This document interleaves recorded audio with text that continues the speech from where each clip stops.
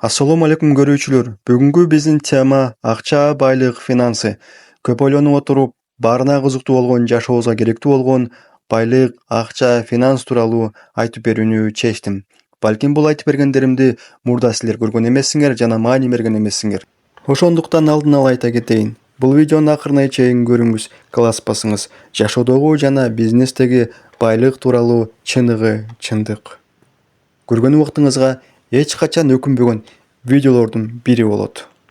Бул теманын автору жана баяндаган өзүнүн актуалдуу видеолору менен популярдуу болгон 6 миллион көрүүчүнү топтой алган Азер улутундагы мотиватор, блогер, ишкер.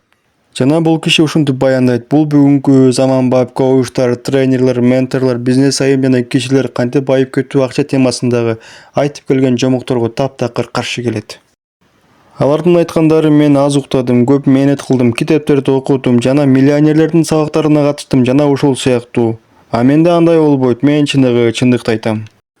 Адилеттүү чын кишиден кантип байып кеткенин сурасаңыз, ал киши бир убакта жөн гана иштери алдыга кеткенин, жолдор өзүнөн өзү эле ачылганын, туура убакта туура келишимдерди баштаганын жана туура адамдар менен байланышып ишинин алдыга кеткенин айтып берет.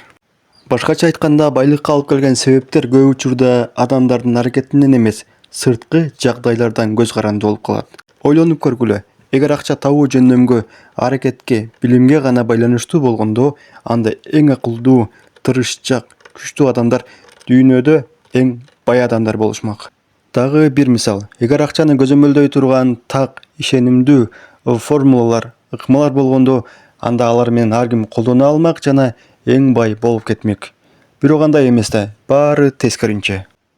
Кээ бир жөнөкөй эле тырышчак эмес киши, жогорку билими жок, базардагы алды сатты помидор иши менен алектенген, ал бай, бизден дагы, сизден дагы бай. Андайларды көрүп эле атасыз.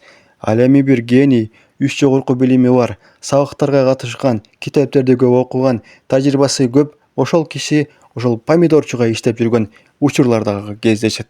Эми айтайын, эмнеге мындай жана бул кантип болот? Видеону бөлүшүп жакшылык иштерге себепчи болуңуз. Мен өзүм бизнеске эрте аралашып баштагам, 18 жашымда эле. Ошондо мен жеке ишкердикти ачып, азык-түлүк товарларын дүкөндөргө тарата баштадым. Иш тез өсүп кетти, дүкөндөр көбөйдү, заказдар көбөйдү, акча айлана баштады. 2 жыл бизнес жакшы жүрүп калды. Бирок бир күнү күтүүсүз окуя болду. Сезгендей болдум. Бир көрүнбөгөн күч ишке киришкенсип менин компаниямды жок кылып жатты. Ошентип компаниям 2 жуманын ичинде банкрот болду. Мен ыза болдум. Бирок өзүм айтып жаттым. Эми менде тажрыйба бар, акча бар, тааныштар бар. Эми кайра баштай алам деп. Бирок мен катуу жаңылыпмын. Жаңы компанияны ачууну аракет жасадым. Баарын кылып көрдүм. Бирок жолдор жабылды. Адамдар жок болду, эсептер блок болду, товарлар жетпей калды. Автомашиналарым бузулду. Баары мага каршы иштеди. Ошондо түшүндүм. Мында кеп менде эмес, аракетинде эмес, көрүнбөгөн бир күч бар болчу. Ал мага каршы иштеп жатты. Аябай күчтүү күч болчу. Ал күч каалабаса, мен суу ичкени көлгө барсам дагы, ал көл кургап калмак. Ошондо биринчи жолу түшүндүм. Бул дүйнөдө баары сенин күчүң менен эмес, Алла Тааланын эрки менен болот экенин. Андан кийин эмне кылдым? Ачка болуп калдымбы? Жок, жашоо улана берет да. 20 жаштарда иш издеп чыктым. Официант болдум, жүк ташыдым, жарнама чаптадым, такси айдадым, риэлтор болдум, парковщик болдум. 4 жыл ушинтип мен иштеп жаттым. Бир күнү жумушта отуруп эле ойлонуп калдым. Кайра аракет кылып көрсөмчү? Ичимде бир күч пайда болду. Эч кандай план жок, бирок толук ишеним бар болчу. Ошентип жумуштан чыгып кеттим. Досум ачалы, бизнес ачалы дедим. Ал сурады, эмне боюнча деп. Мен айттым, билбейм. Бирок мен ишендим. Бул жолу жогорку тарап жардам берет деп. Досум мага ишенди, ал да иштен чыкты. Эртеси кафеге барып отурдук. Эмне менен алектенебиз деп дегенде атайын кийим чыгаруу идеясын ойлодук. Анткени тааныш фабрика бар болчу. Бирок ошол учурда бир тааныш чалып калды.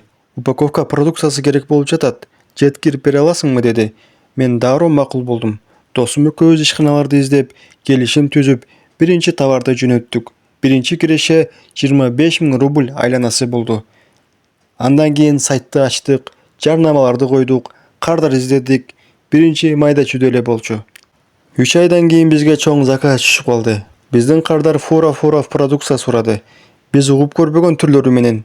Ошол заказдар бизге ар биринде 400 000 рубль айланасында киреше берди. Бул 15 жыл мурун чоң акча болчу. Дароо кеңсе алдык. Кызматкерлер ала баштадык. Көрүнбөгөн күч менен кызматташтык. Ошондо мен ошол көрүнбөгөн күчтү байкай баштадым. Кардарлар өзү менен өзү пайда боло баштады. Компаниядагы көйгөйлөр биз аларды чечилбейт деп ойлосок да, өзү эле чечилип жатты. Бул мен үчүн экинчи чоң белги болду. 26 жашка чыкканда менде машина, офис, акча, урмат-сый бардыгы бар болчу. Бирок бир күндө баары жоголду. Жеке жашоомдо трагедия, кырсык болду. Аны айтпай эле коеюн, бирок баары жок болду. 4 жыл бою депрессияда жүрдүм. Акыры трагедия өтүп, кайра өзүмдү колго ала баштаганда мен баягы эки белгини эстедим. Мен түшүндүм, бул дүйнөдөгү ийгилик, байлык, жыргалчылык, акча баары Алла Тааланын колунда экенине. Ошондо ойлондум, эгер Алла кааласа, кайра мага жардам берет. Эгер каалабаса, мен күнү түнү жанымды койбой иштесем дагы бир нерсе чыкпайт. Ошондо өзүмө айттым, эмне үчүн мен текке убакыт коротуп, кыйналып эле иштей берейин. Кел, азыр эле ушул ыкманы, теорияны колдонуп көрөйүн. Ошол күнү даарат алып, жума намазга бардым. Жөн гана отуруп алып, ойлондум. Эй Алла, сен ааламдардын Роббиси. Бул дүйнөдө сен каалабаган эч нерсе болбойт. Сен кааласаң, мен бактылуу болом. Каалабасаң, эч нерсе кыла албайм. Ошондуктан сен мага жардам бер. Сен менин жалгыз камкорчум бол. Өзүң менин бардык түйшүгүмдү колго ал. Мына ушинтип мен жөнөкөй, таза ниет менен дуа кылдым. 2 күн өтпөй мен бир тааныш, намаз окуган, Кудайдан корккон бир таква адам менен жолуктум. Отурдук, шорпой иштик, сүйлөштүк. Көрсө, ал дагы жумуш издеп жүргөн экен. Экөөбүз кеңешип бир иш баштайлы дедик. Мен ага өзүмдү, пландарымды, байкоолорумду айтып бердим. Ал да аябай колдоду. Ал дагы мындай тажрыйбалардан өткөнүн айтты. Анан ал пайгамбарыбыз Мухаммед саллаллаху алейхи ва салламдын сөзүн эстеди. Эгер сен бир нерсе сурай турган болсоң, Аллах Тааладан сура. Жардам издесең, Аллах Тааладан изде. Бардык адамдар сага пайда алып келүү үчүн чогулса, Аллах Таала жазып койбогон пайданы бере алышпайт. Бардык адамдар сага зыян келтирүүнү кааласа, Аллах Таала жазып койбогон зыянды бере алышпайт.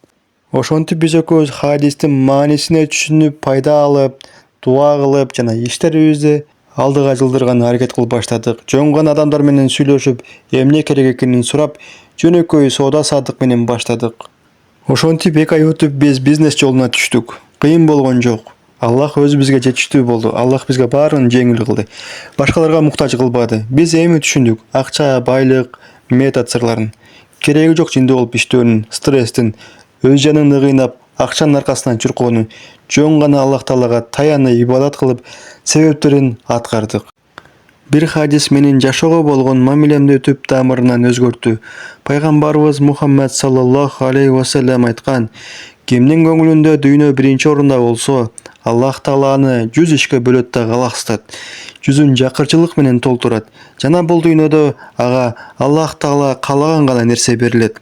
Кимдин ниети акырет болсо, Аллах Тааланын көңүлүн бир багытка топтоп берет, жүрөгүн тынч кылат, бейпил кылат. Жана бул дүйнө аны бут алдына өзү келет.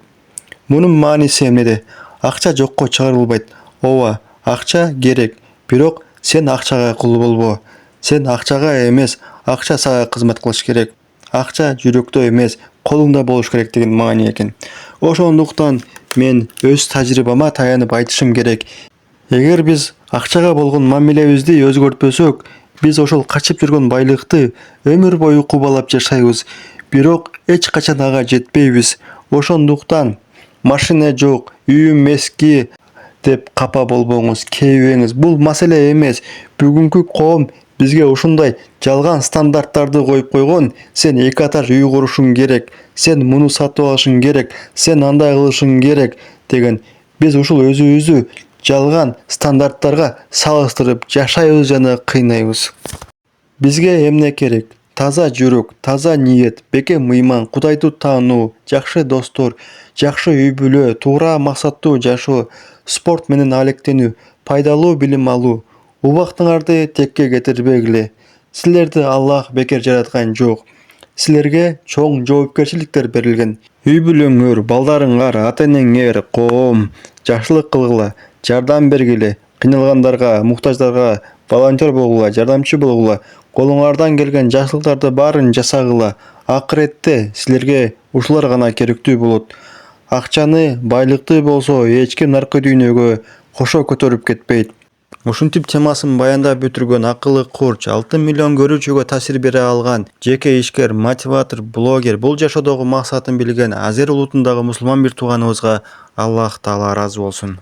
Бул киши сөзүнүн аягында адамдар ошол нерсени эске алсын, унутпасын, өзгөрүүнү адам өзүнөн баштасын деп Кудайдын сөзүн эске салат.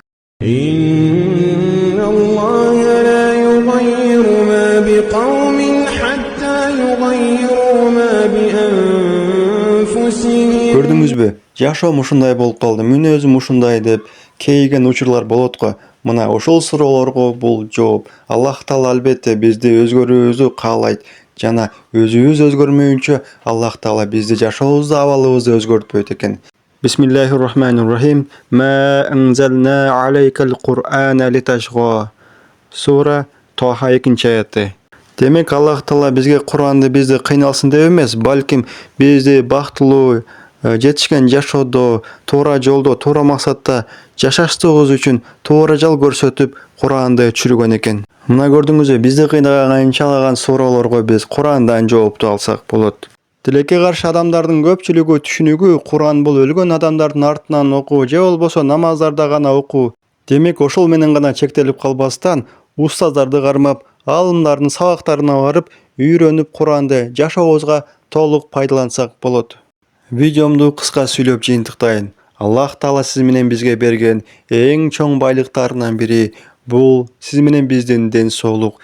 Ден соолугу чын адам бул эң бай адам. Ошондуктан Аллах Таалага көп шүгүрчүлүк, ыраазычылык айта берели. Бул тууралуу Ибрахим сүрөсүнүн 7-аятында маанисинде ушундай келет аятты. Пенде көп шүгүр кылган сайын, көп ыраазычылык айткан сайын Аллах Таала ал пендесинин рызыкларын көбөйтө берет экен.